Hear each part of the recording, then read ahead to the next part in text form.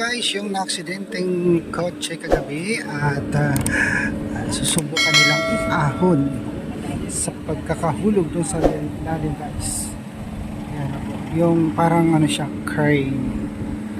Tignan natin, panoorin natin kung paano siya iangat. Mga babayan. Ito tatlong girls, nasunod kasi maaga po sila ngayon guys. Ito sila. Kasama ko sa pagmamarites. Ayan guys, tignan na natin kung paano nila iangat yung sasakyan.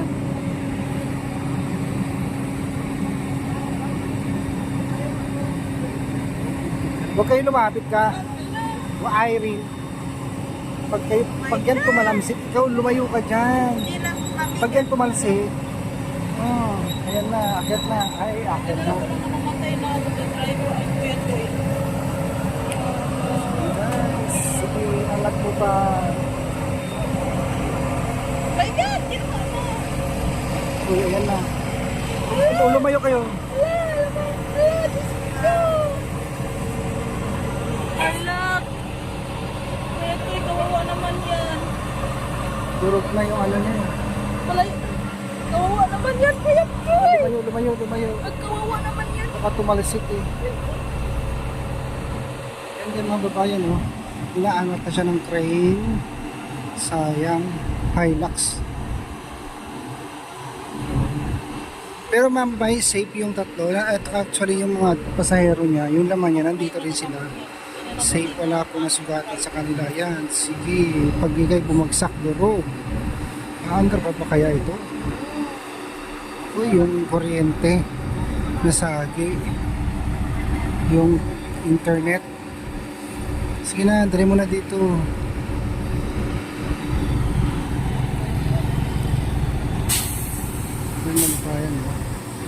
Ilang milyon naman kaya itong sasakyan na ito.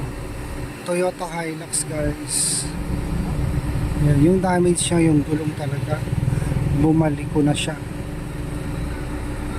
So yan, nadaanan namin guys kasi sinundo ko yung mga tatlong girls. Uwian na nila, pero babalik pa sila ng 6 PM para sa kanilang final practice sa kanilang foundation day bukas. So abangan natin guys yung foundation nila bukas. Ipapakita ko sa inyo yung kanilang performance sa sayaw. At sige,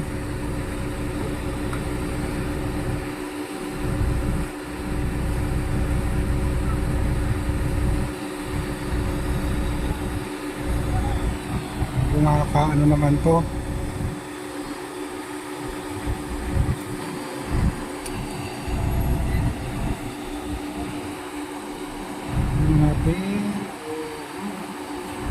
Pag napigtas yan, madadagaran kayo dyan guys. Ganito palang ilalim ng kotse. Kaya sa ilalim niya buo naman siya. Yung harapan lang talaga. Ayan yung gulong tabingi na. Tapos mo ang pagtatakbo sa puro ba?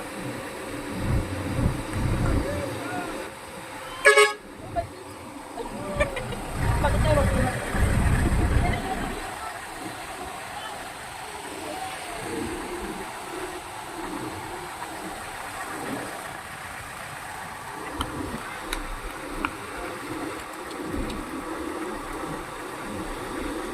Sayang naman tong kotse na to. Siguro nagkakahalaga to 1 million.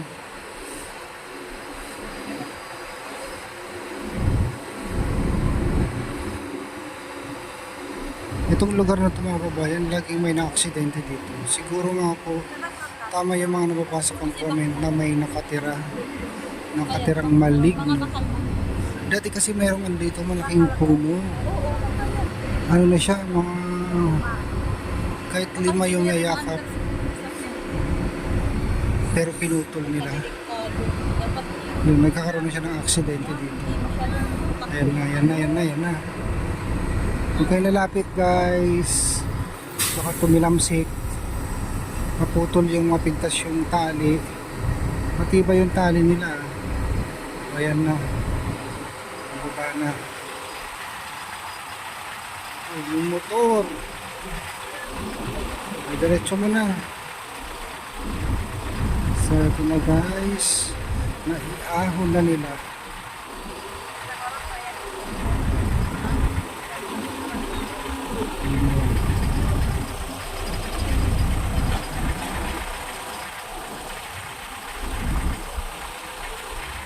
Nakakatakot mo. Baka madaganan kayo. Warak yung gulong niya eh. Tingnan mo. Yung gulong niya. Yung sa harapan. Wala na talaga. Malaki siguro gastos ito pag pinaayos. Sige, baba nyo na.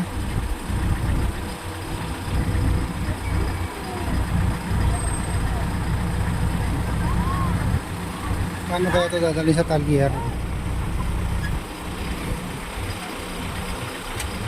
Tibay pa ko, sayang.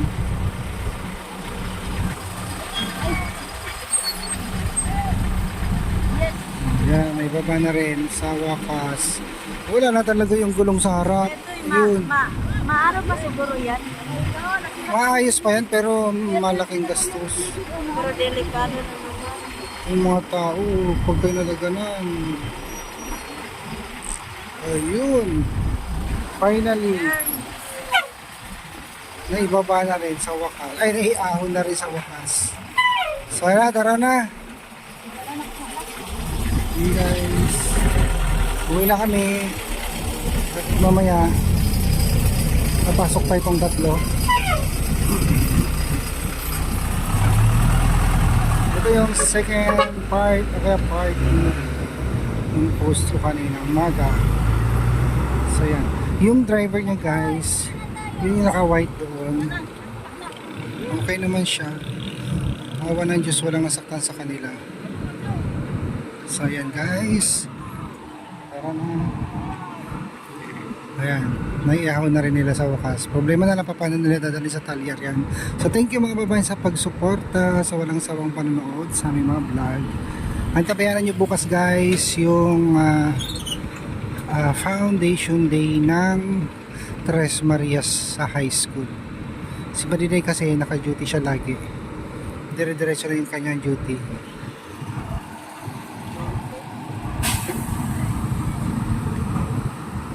Yan, shoutout na rin pala kay Ma'am Judy Baltasar, Ma'am Mirna, tapos Ma'am Evelyn, Ma'am Needs, hello, si Jane Munoz at Sir Anthony, hello po sa inyo sa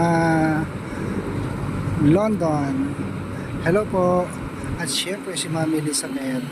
Yan.